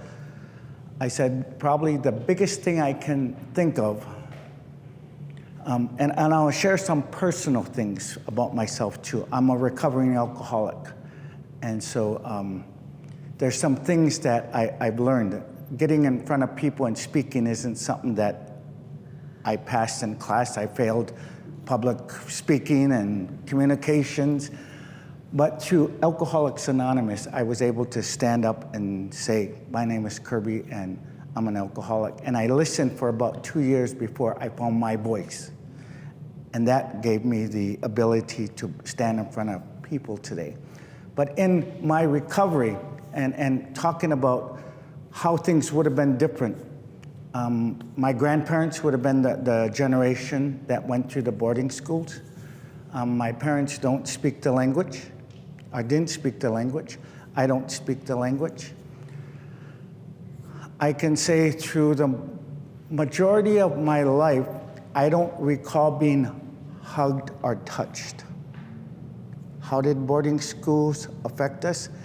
Those children that were taken to the boarding schools were not touched. If you can imagine a child never being hugged and being told, I love you. And I think of my addiction. And I remember early in my recovery,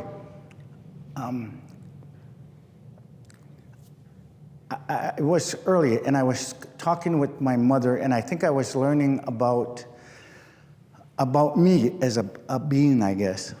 And in a conversation with my mother, I said, Mom, do you love me?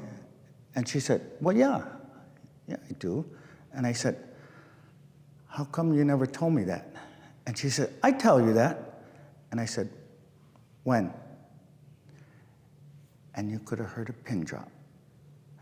And she just got overwhelmed, and she said, I love you. I said, you've never hugged me. And she gave me a hug, and this is in my adult life. I'm getting a hug and being told, I love you. I have 3 children today.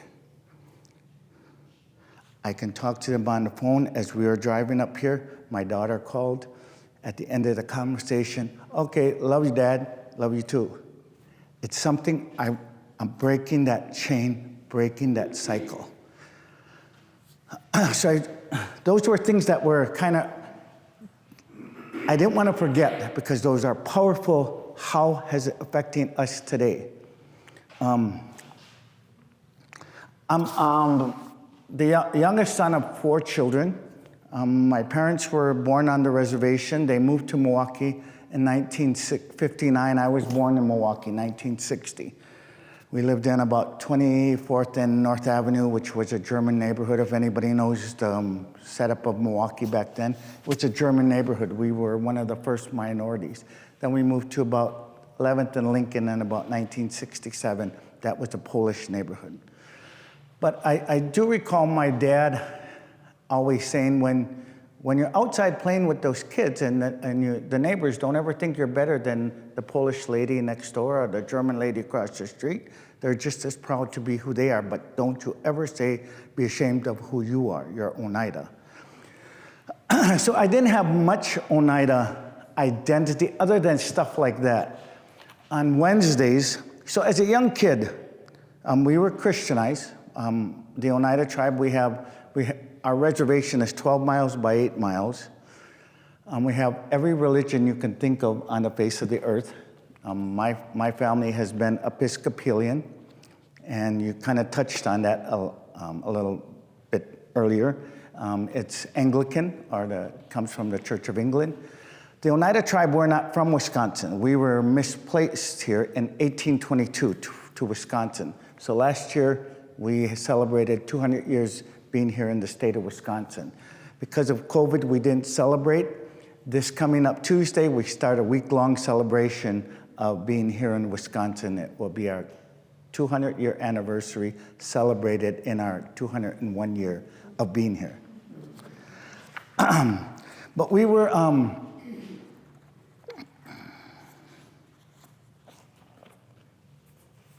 we came here as Episcopalians, and when we went to the city, we went to the Episcopal Church, and there was, in a big city like Milwaukee, when we'd go to church, that's where all the Oneidas were. That's where we seen the Oneida families. And so on Wednesdays, there would be the older people, and there was probably maybe about 10 families, and less than that probably. And every Wednesday, we would go to the elder people's homes, and we'd sing the Christian hymns in our language. And it wasn't something I was proud of. I never told any of my friends growing up. Wednesday, we would have supper, play outside. They'd call us, come on in, Kirby, we're going to, time to go. And we'd be going to singing practice, Oneida hymn singing practice. I hated going. I was ashamed of it. I liked to go because they always had dessert and Kool-Aid at the end. Well, I thought Indian kids were all over the city were doing this, to find out that was just probably a handful of us. Today I sing the Christian hymns in our language. I don't speak the language, but I can sing in my language. I don't know what I'm saying. I cannot interpret. I can only mimic the words into the melody. And for those kids at the boarding schools, and I know you'll recognize this melody. Yesu songwa nulungwa jotkote songwa ha ha la de oni o de la Israel he azi he ye Jesus nak no lok ne lo yang nel ne jita de lo ne jika nak tat no lo. So you recognize the melody. So I've learned to sing a lot of these songs, and we sing them at funerals and wakes and special gatherings. But again, I don't speak the language. And that all started at my grandparents' generation. And it was always hard growing up to get some of that information from the old people. It wasn't always a pleasant story. You'd get the pieces. Well, when I was there, if you spoke the language, you were beat, or you had to kneel on rice, or your hands were slapped, or you were put in a small box for, in confinement for so many hours. And so I heard those stories. For myself, my grandparents, My grandmothers died quite early. One I never met, the other one I was about 9 when she passed. My grandparents' fathers didn't talk about the boarding schools, they wouldn't talk about it, but I had a great aunt, my grandma's sister. And I moved from Milwaukee to Oneida probably about 35 years ago, 36 years ago. She was in her 90s. She died about 98, 96 years old. So I was able to, she was my connection to the past. And so I was asking her, and I think sometimes when you're at that age, you can finally tell the truth. And so sometimes you have to wait it out. And I was able to say, what was it like? And I just remember just wanting to hear the stories from my relatives. And when she's telling the story, she said, well, I can remember when I went to Carlisle, I was about 6 years old. And she said, I didn't come back till I was about 18. So that was one thing I did hear when you were talking about that. This is how they were dressed when they got there. And 2 days later, it's like 15, 16 years later is the transition. And when she came back, she didn't speak the language anymore. Because I was trying to get her to say, how do you say hello? You know, just different words. And she, I don't remember. And she said, well, you got to remember, I was 6 when I left. And so there was all them years, and you couldn't afford it. And she went to Carlisle. They didn't get to go home at summertime. They stayed there. And then in the summer, they were, the servants worked for the matrons and the people that worked at the boarding school. So her stories were, well, I remember when we got there, she says, it just seems like, I remember crying all the way there. She said, we were put on the bus, and she said, and I just cried, and she was with her sister, 2 sisters, and a couple of brothers, and she said, I just cried. I just remember that's all I remember, crying. And she said, then when we got there, they cut our hair and scrubbed us in lye, and, you know, I forgot what she said they put in her hair. So she was talking about some of those things, and then I said, well, did you ever get punished? And she said, well, not really. She said there were rules. Like, you had to speak English, and she could speak English, so she just spoke English. And she said, but there were some kids that would go back into the language, and they'd get punished for doing that. She said, if you were watching, you knew what you don't want to do. She said, but we did get shoes, underclothes, a dress, a coat. We had a clean bed to sleep in every day. We had a winter coat. We had boots and the winter gloves. And we got 3 meals a day, breakfast, lunch, and dinner, and a bedtime snack. So all this, and it kind of broke. That's not what I wanted to hear, you know. I wanted to hear the truth, the heart. She says, well, there were bad things that happened there. But she said there was also good things. So that was, I guess, some of my experience of hearing the boarding schools. But I've heard the horror stories of some of the people.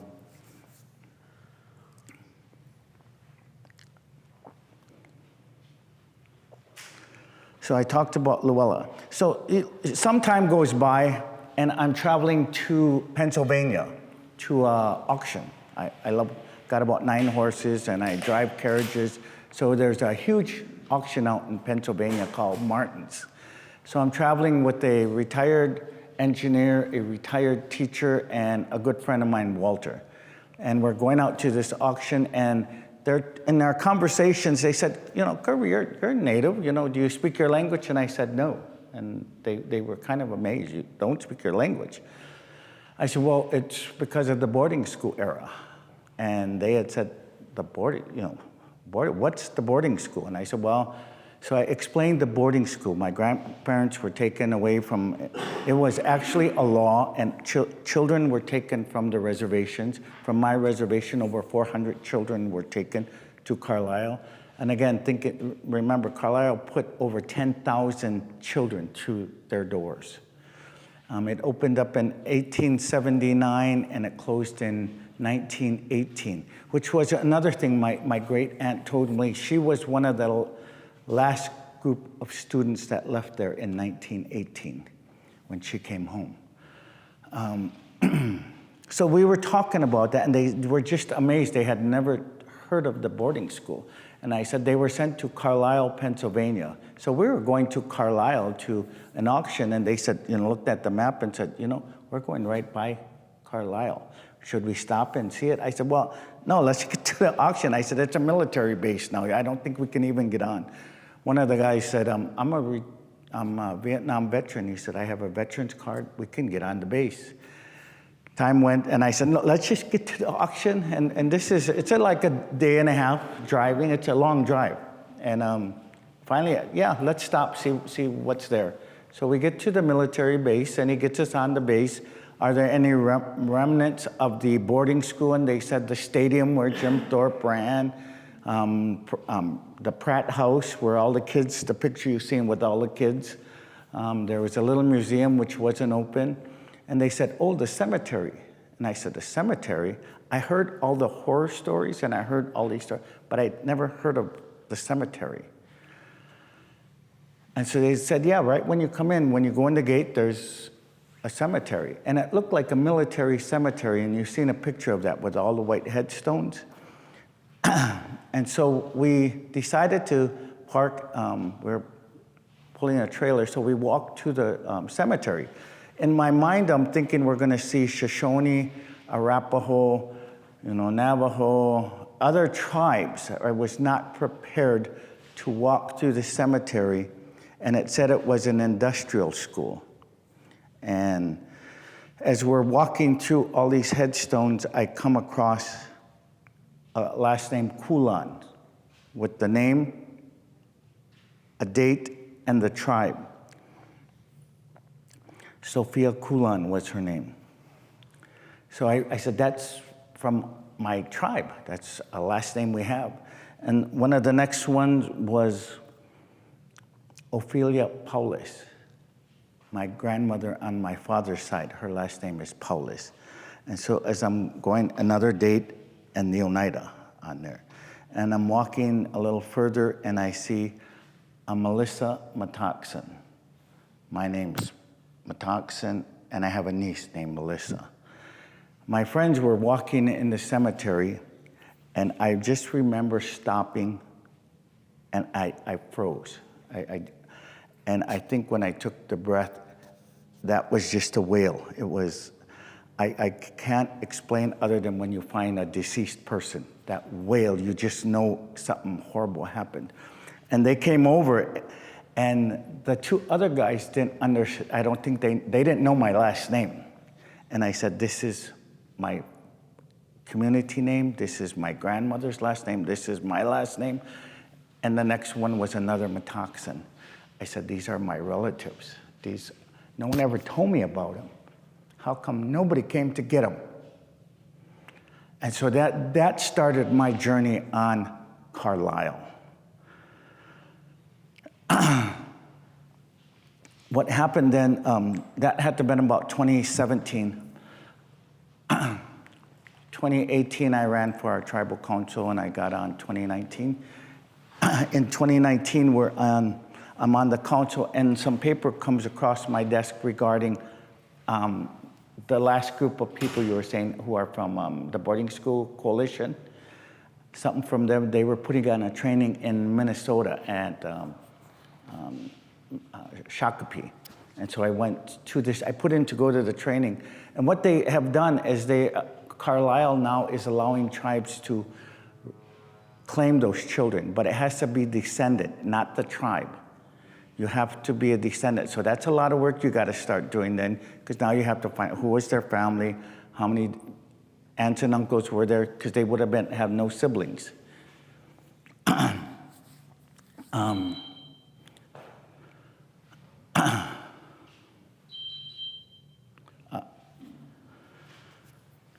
So I went to the training. The Army Corps of Engineer was there.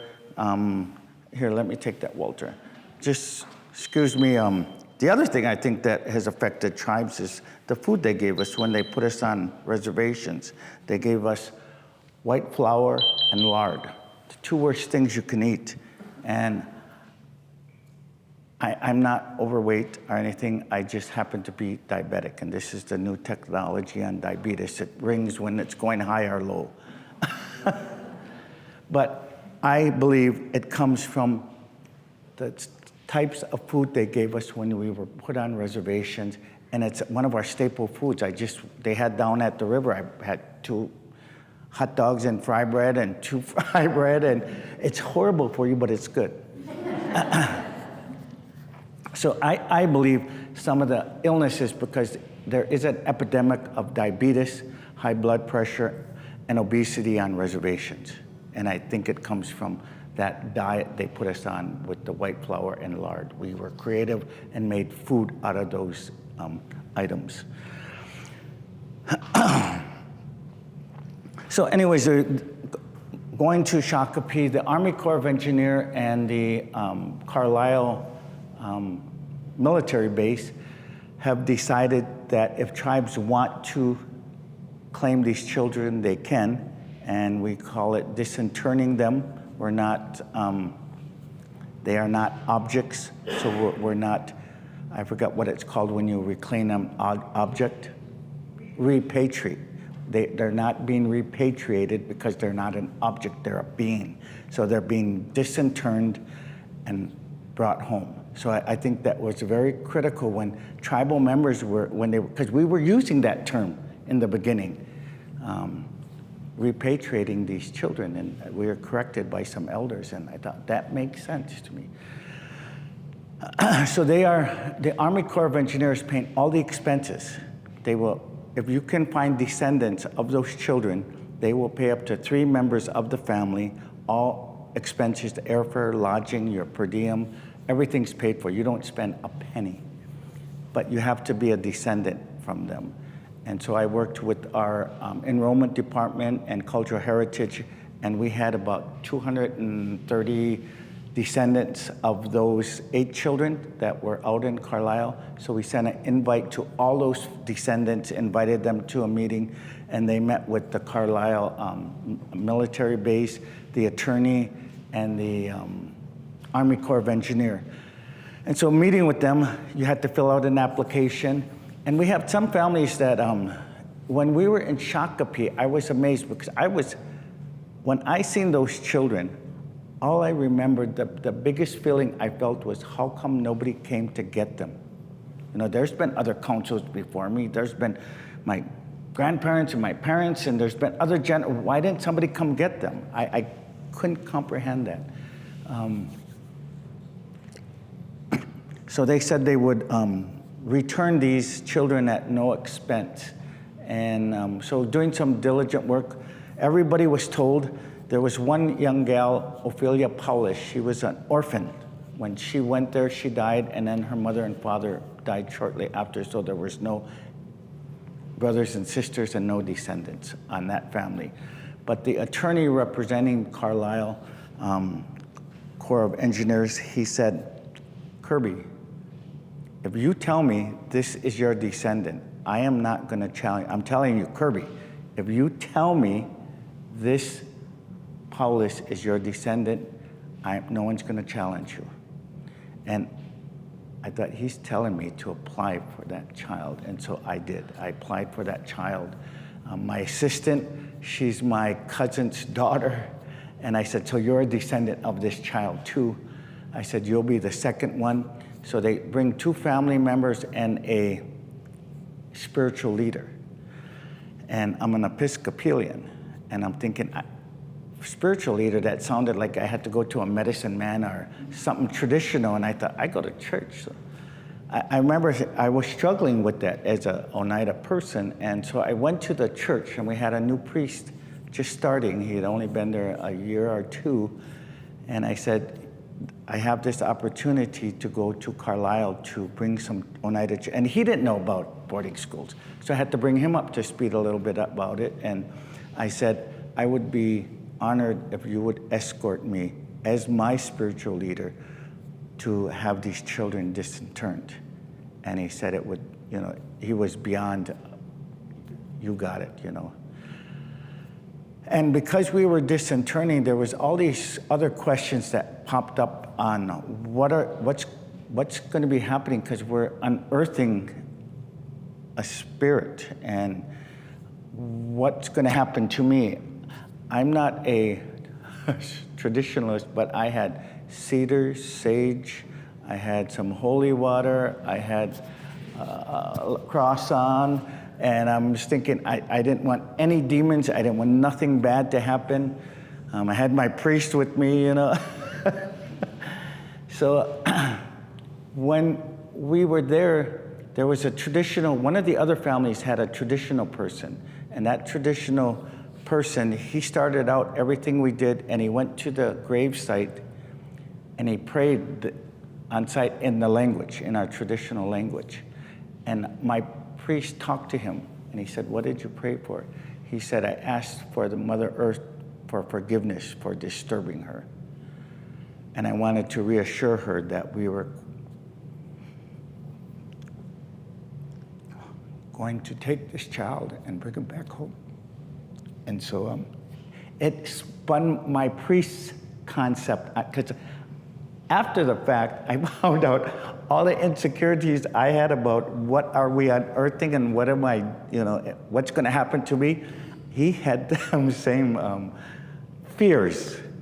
And so he didn't know, it doesn't say in, you know, preschool, you know, what do you do for a disinterment, you know. And so we had this thing going on there, and but it was all ended up well. It all ended up good. And he also, all the anthropologists who helped with doing this, and there had to have been 6, 8, 10 anthropologists who give up time from their job and do this on a volunteer basis. And they do it every year now for a tribe. And he asked them to line up, and they all came, and he blessed their hands, because they everything they did was so gentle, and it was so calming.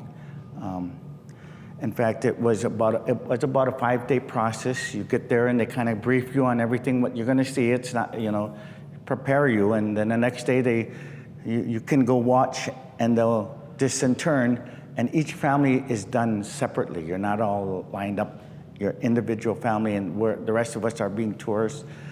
And then when it was my time, they disinterred, and then they cleaned it up in the afternoon. The next morning, you go to there's another tent, and they say, if you like to, you can come and view the remains.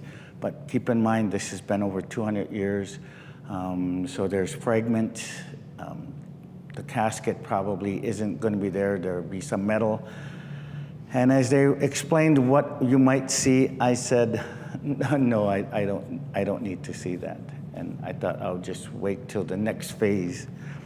And they said, okay, well, we offer all the families this opportunity. And they said, and so we are doing the same with you. And as they were going to walk away, I said, wait a minute. I said, you know what? I said, this child didn't ask to come here. I said, the least I could do is come and view the remains. And so I'm thinking, I'm gonna be scared and it's freaked out. And I go in, and it's on a velour sheet, and there's fragments with a cloth kind of like Jesus is wrapped up in. And I can't explain it, but it was a white cloth. And they said, okay, we're going to unveil it. And when they unveiled the child, the emotions just came up like it was my own child. And I remember thinking in my mind, where is this coming from? Because I don't know this child.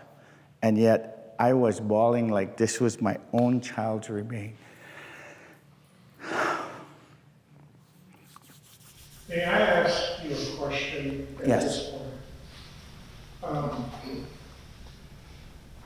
It comes from the deepest part of my psyche, but in 1987, when the high ground was dedicated in Clark County, which is the Vietnam Veterans Memorial,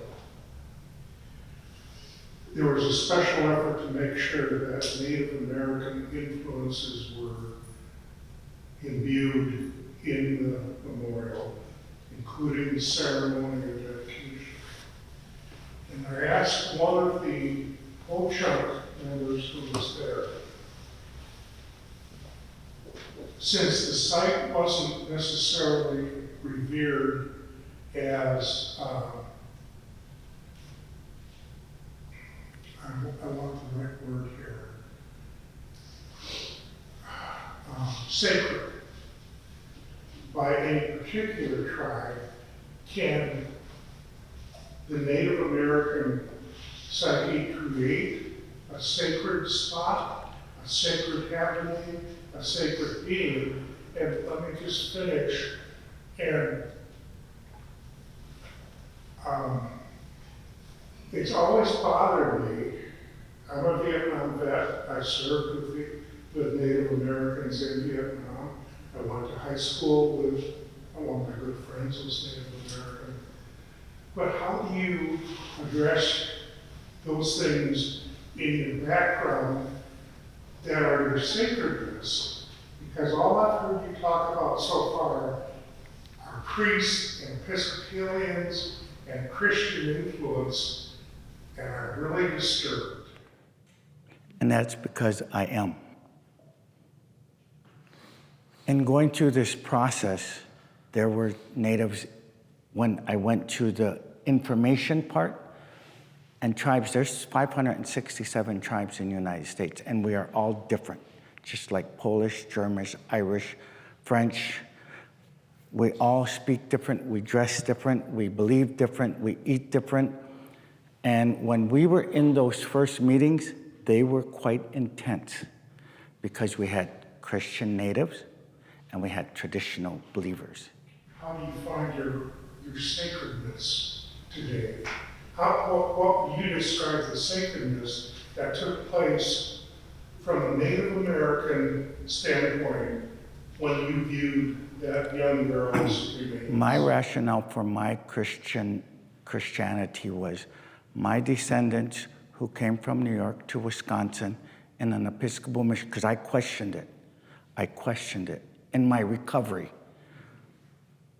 In my recovery, I wanted to know, why is this Oneida kid going to an Episcopal church in Milwaukee on the east side? And then when I go home to Oneida, I go to that church in downtown Oneida with my grandpa. I never knew those two churches were the same, Episcopal. I didn't understand that as a child.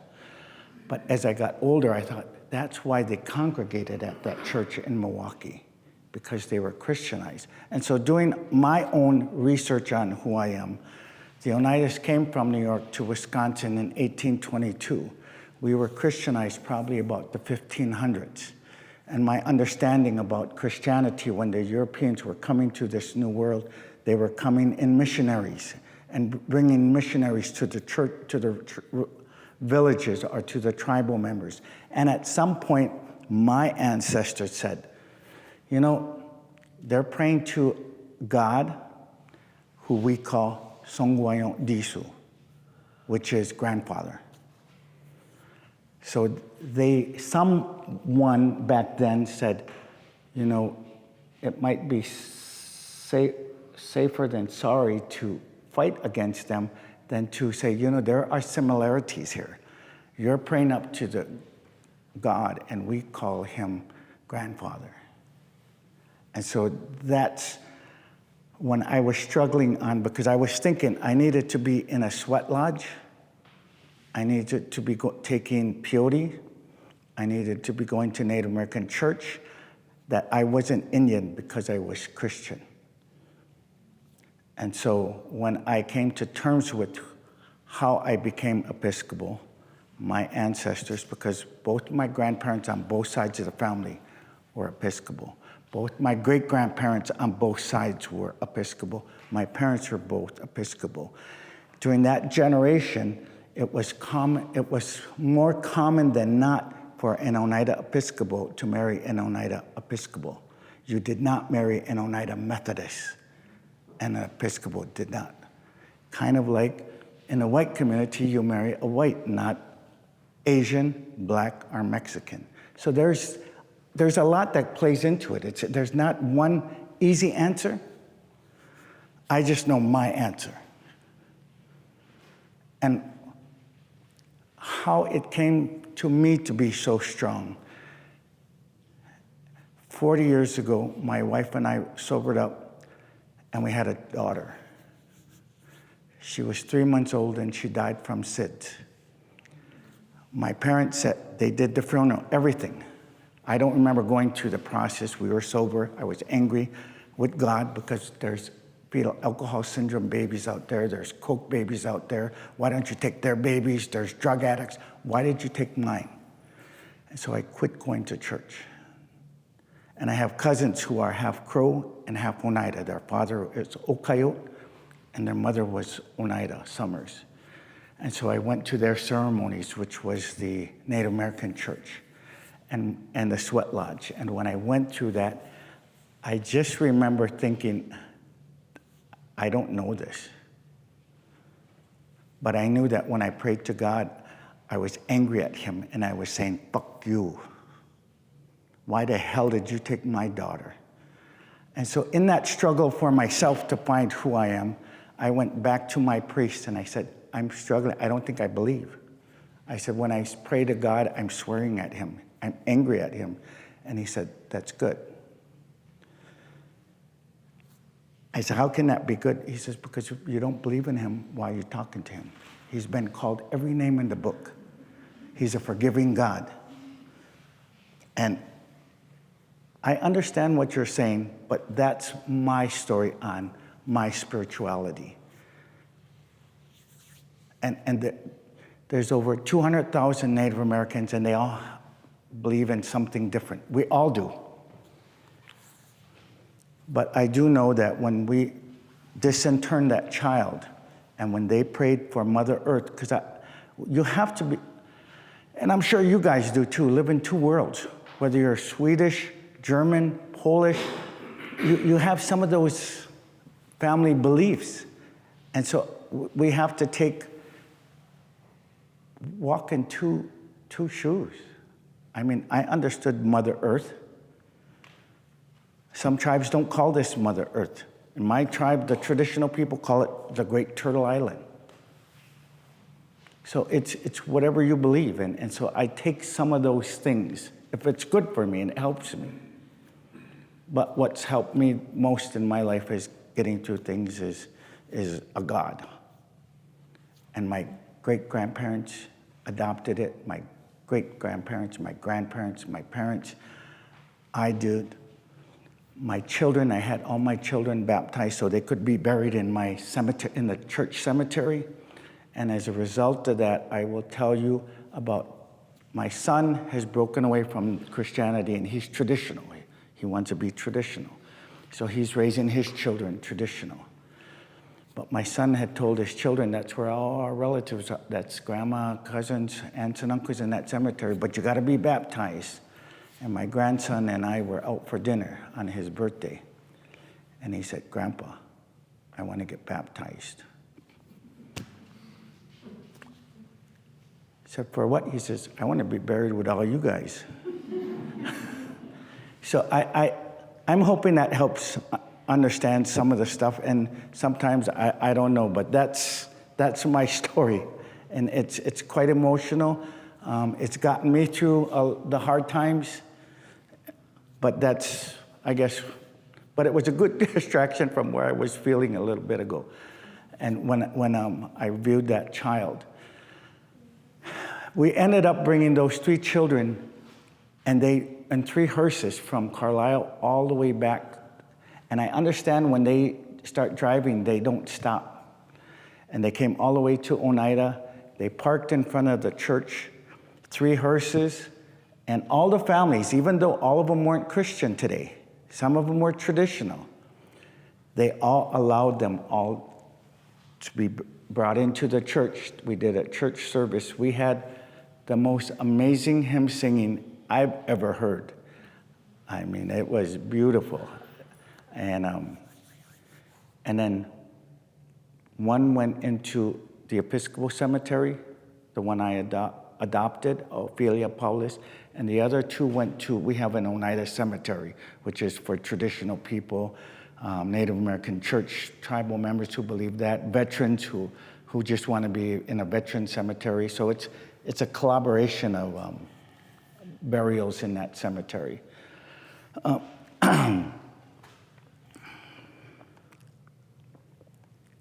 And then recently, in COVID happened, and we just brought 2 more children in 2022. 2022. It was last year at the powwow. Some of those families weren't prepared to bring their kids back on that first group. They needed to kind of become okay with it. But those debates, we have one family that says that our family member who's in the ground, leave them there. Once that body hits that ground, that is sacred. That spot right there is sacred. Do not disturb them. And so the Army Corps of Engineers says, we're not going to do anything with them until they decide. And if that's what they want, they stay there. But in the beginning meetings with the tribes, there were some fierce words shared at both sides.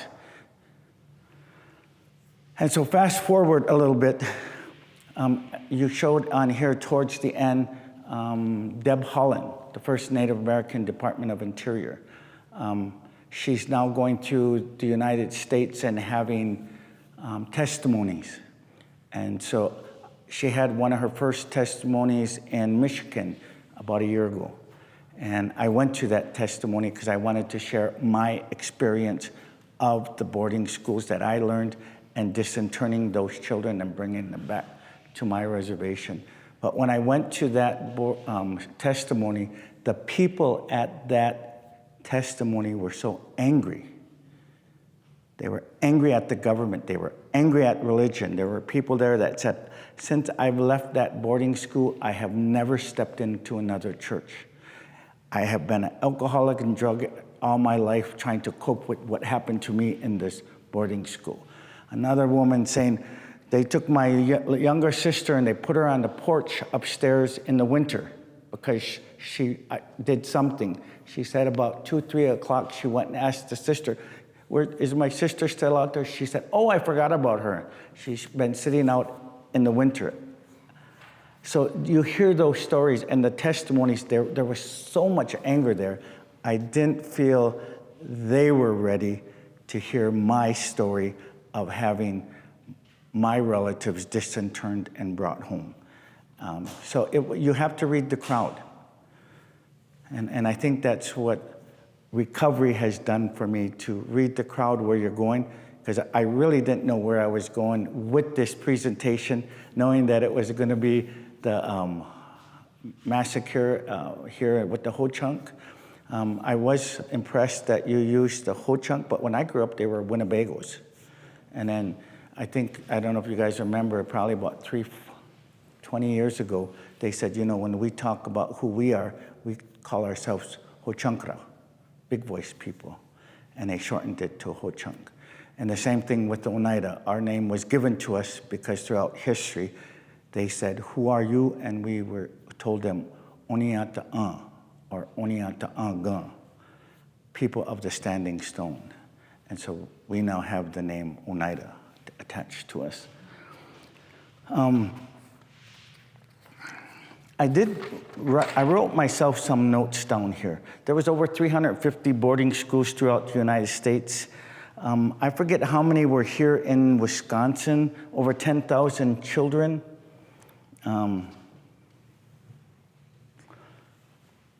It was told to me recently by a young tribal member who said,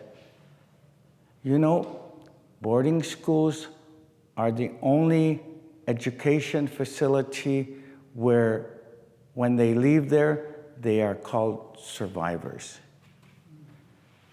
Everywhere else, they're called graduates. And I'm going to end this with one of the first songs I learned as a young child, and I'm sure you'll recognize the melody.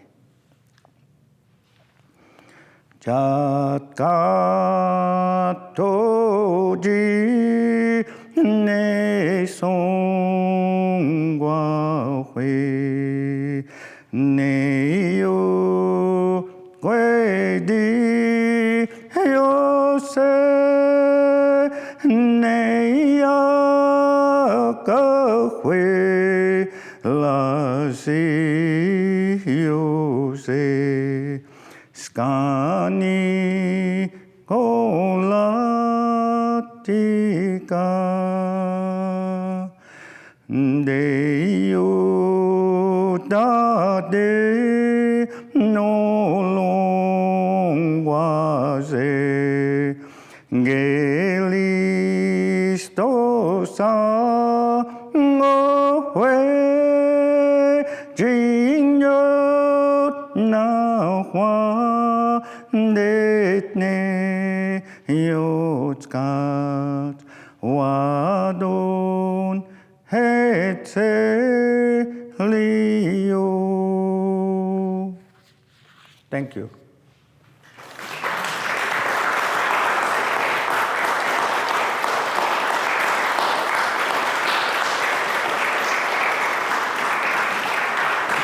Thank you, my lady.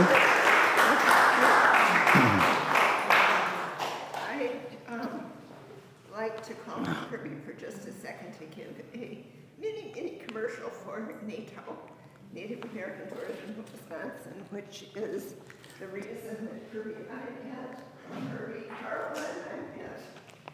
This is, and they're distributing this at the front. NATO is a Native American Tourism of Wisconsin. It's a consortium of the 11 tribes in Wisconsin. We started meeting about probably 30 years ago through a grant. I was appointed by the tribe because the chairman didn't want to go to the meeting, the general manager didn't want to go to the meeting, the director of communication, the tourism director, and I was the low man on the totem pole, and they said, you're going to this meeting. Well, the meeting was regards tourism development. What do tribes have to promote? And we were all at different levels. Gaming was just starting about then, so we all had gaming. Some had tent buildings, some had buildings. Some had hotels, some didn't. Today they all have hotels. Some had cultural centers, some had museums. And we said, you know, tribes got a lot to offer. We're more than just gaming. You know, I was going to say something funny, but I don't think it's appropriate. But we put this together. And so the tribes collectively in the state of Wisconsin give about $62 million biannually to the state for exclusivity for gaming. And so what the state does in return is they give the consortium NATO $200,000, and we put this magazine together, and it talks about, it shows where they are, what they have to see on their reservation, and it's just a promotional booklet that we distribute to the Department of Tourism at the State Fair and other trade shows, and that's where I met these beautiful ladies promoting your area and partnershiping with them. And so NATO, we sponsor the festival here, and they reciprocate. We put on an annual conference, and we go to a different reservation every year. So that's our Native Wisconsin magazine. We had a door prize, the encyclopedia of Native American tribes, as a door prize tonight for you attending. We appreciate you coming. Kirby, do you want to continue?